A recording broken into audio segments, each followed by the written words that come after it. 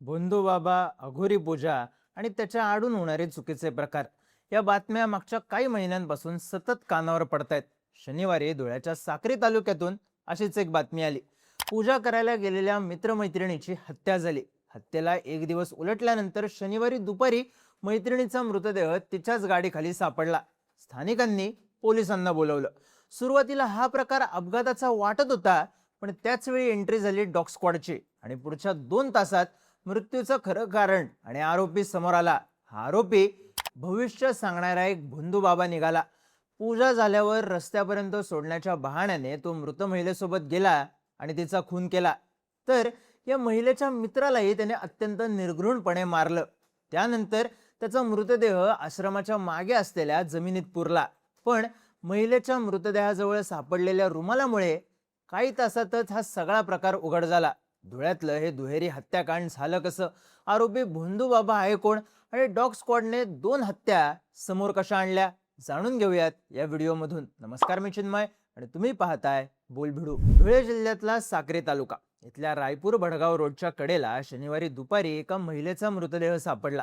Police घटनास्थळी पोहोचले तर मृत महिलेच्या अंगावर स्कूटी पडलेली होती. त्यावरून हा अपघात असल्याचं वाटलं. त्यात तिच्या अंगावरचे दागिने, पर्स आणि मोबाईल हे सगळं तिथेच होतं. त्यामुळे लुटमारीचा संशयही नव्हता. मृतदेहाजवळच्या पर्समधून मिळालेल्या डॉक्युमेंट्सनुसार हा मृतदेह कासारे गावात राहणाऱ्या जयश्री काकुस्ते यांचा असल्याचं समोर आलं. पोलिसांनी जयश्री यांच्या नातेवाईकांना माहिती देऊन बोलावून घेतलं. घरच्यांसोबत शेवटचं बोलणं किती वाजता झालं, जाताना सांगून गेल्या होत्या का, याबद्दल घरच्यांनी माहिती दिली. पण काही ठोस हाती लागत नव्हतं. त्यावेळी मृतदेहाजवळ एक भगव्या रंगाचा रुमाल दिसला. आता असे रुमाल महिला वापरत नसल्यानं इथं दुसरं कोणीतरी येऊन गेल्याचा संशय पोलिसांना आला. त्यांनी लगेच डॉग स्क्वॉडला बोलवलं. सापडलेल्या रुमालाचा वास दिला आणि श्वानाने पोलिसांना वासाच्या दिशेने ओढत नेलं.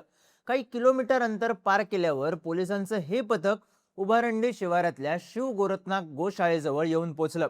पोलीस गोशाळेत शिरले तेव्हा जयश्रीच्या मृतदेहाजवळ सापडलेल्या रुमालासारखाच रुमाल गळ्यात गुंडाळलेला एक बाबा दिसला. डॉग स्क्वॉड मधला श्वान त्याच्याच जवळ जाऊन भुंकत होता. अचानक आलेल्या पोलिसांना पाहून तो बाबा घाबरून गेला. त्याच्या संशयास्पद हालचालींमुळे पोलिसांनी त्याला ताब्यात घेतलं. त्याच्याबद्दल अधिक माहिती मिळाल्यावर समजलं, गेल्या काही वर्षांपासून योगेश खैरनार हा तरुण बापू भैया खैरनार या नावाने या परिसरात राहतो. एक गोशाळा वजा मठ बांधून त्यात तो लोकांना भविष्य सांगायचा. आयुष्यातल्या अडचणी दूर करण्यासाठी पूजा विधी करायला लावायचा. त्याच्या अंगात दिव्य शक्ती संचारते असं तो स्वतःच सांगायचा. हळूहळू त्याची भक्त मंडळी वाढत गेली आणि लोक त्याला बापू महाराज म्हणून ओळखायला लागले. ताब्यात घेतल्यावर त्याने पोलिसांनाही हेच सांगितलं. तो जयश्रीच्या हत्येबद्दल मला काही माहित नाही असंच म्हणत होता.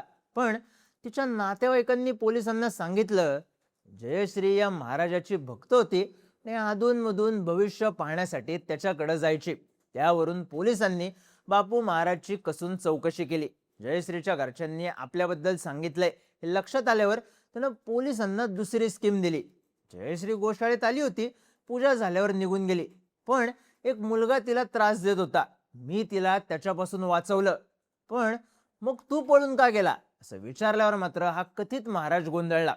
पोलिसांनी त्याची आपल्या पद्धतीने चौकशी केली आणि त्याने जयश्रीच्या हत्येची कबुली दिली. पण सोबतच त्याने पोलिसांना सांगितलं, त्या रात्री आपण अजून एक हत्या केली, जयश्रीच्या मित्राची. चैतन्य गावात ग्रामपंचायतीमध्ये शिपाई म्हणून काम करणारा अक्षय सोनवणे आणि बजाज फायनान्स कंपनीत पिगमी कलेक्टर म्हणून काम करणारी जयश्री काकुस्ते, दोघं एकमेकांचे मित्र.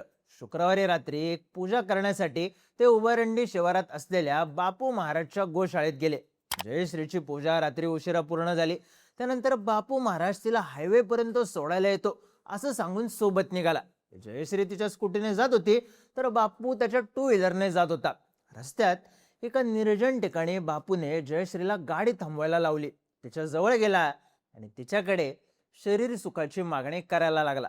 जयश्रीने या गोष्टीला विरोध केला, पण बापू बळजबरी करत असल्यानं तिनं आरडाओरड केली. कोणी आलं तर आपलं बिंग फुटेल या भीतीने त्याने लगेच जयश्रीचं तोंड दाबून तिला खाली पाडलं. जयश्री ओरडणं बंद करत नसल्यानं बापूने दोन्ही हातांनी तिचा गळा दाबला. काही सेकंदातच जयश्रीचा जीव गेला. आपल्याकडून खून झाला हे बापूच्या लक्षात आलं. तो पूर्णपणे घाबरला. पण शांत डोक्यानं त्याने प्लॅन केला. जयश्रीचा मृत्यू हा अपघात होता हे दाखवण्याचा बनाव. बापूने तिचा मृतदेह रस्त्याच्या कडेला झोपवला. त्याच्या गळ्याभोवती ओढणी गुंडाळून ती चाकात अडकवली आणि तिची स्कूटी तिच्याच अंगावर टाकून दिली. तर सकाळी कोणी पाहिलं तरी हा अपघात वाटेल असं त्याला वाटलं. सगळं काही सेट झाल्यावर बापू त्याच्या गोशाळेकडे निघून गेला. पण जाता जाता त्याच्याकडून एक चूक झाली.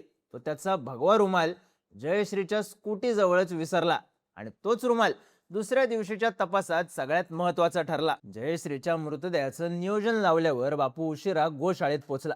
तिथं बऱ्याच वेळापासून थांबलेल्या अक्षयने त्याला जयश्री बद्दल विचारलं. मी तिला रस्त्यापर्यंत सोडून आलो असं बापू अक्षयला सांगत होता. पण अक्षयला बापूवर शंका येत होती. दोघांमध्ये वाद सुरू झाला. तेवढ्यात बापूच्या लक्षात आलं की जयश्रीच्या सोबत आपण जातोय हे अक्षयला माहितीये. त्याने आपल्याला सोबत पाहिले. तिचा मृतदेह मिळाल्यानंतर तो हीच माहिती पोलिसांना सांगेल आणि आपण अटकू. त्यामुळे त्यानं अक्षयचा काटा काढायचं ठरवलं.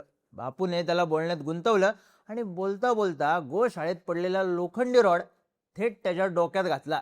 पूर्ण ताकदीने झालेल्या या हल्ल्यात अक्षय जागीच कोसळला. काहीच वेळात त्याने जीव सोडला. आता बापू समोर अजून एका मृतदेहाची विल्हेवाट लावण्याचा टास्क होता. त्यानं पुन्हा थंड डोक्याने विचार केला. अक्षयचा मृतदेह एका पोत्यात भरला. नंतर गोशाळेतले 2 बैल बैलगाडीला जुंपले. मृतदेह असलेलं पोतं बैलगाडीत टाकलं. ही गोशाळा उभारंडी शिवारातल्या निर्जन ठिकाणी होती. त्याच्या मागच्या बाजूला जंगली झाडांनी भरलेला एक डोंगर आहे. बापूने अक्षयचा मृतदेह त्या डोंगरात नेला. दुसऱ्या दिवशी तो जाऊन टाकायचा असं ठरवलं. पण तोपर्यंत मृतदेह जंगली प्राण्यांपासून सुरक्षित राहिला पाहिजे म्हणून अक्षयचा मृतदेह लपवला आणि त्यावर काटेरी झाडं टाकली. आणि मग 2 खून केलेला हा बापू महाराज गोशाळेत जाऊन निवांत झोपला. सगळे एकदम प्रॉपर झाले. आपल्यावर कुणालाच संशय येणार नाही असं त्याला फिक्स वाटत होतं. पण जयश्रीच्या स्कूटीजवळ विसरलेल्या रुमालाने बापूचा बाजार उठवला. दुसऱ्याच दिवशी पोलिसांनी त्याला अटक केली. बापूने दोन्ही खुनांची कबुली दिली.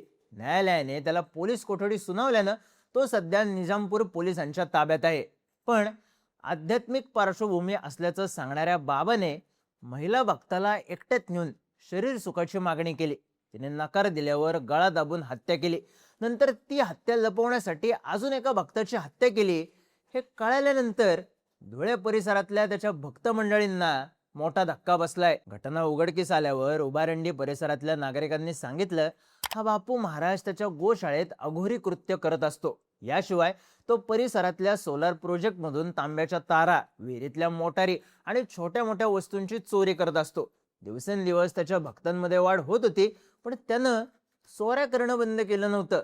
पण जो पापाचा घडा भरण्याची भीती तो भक्तांना दाखवत होता तोच घडा याचा भरला आणि हा भोंदू बापू महाराज फसला तो कायमचाच.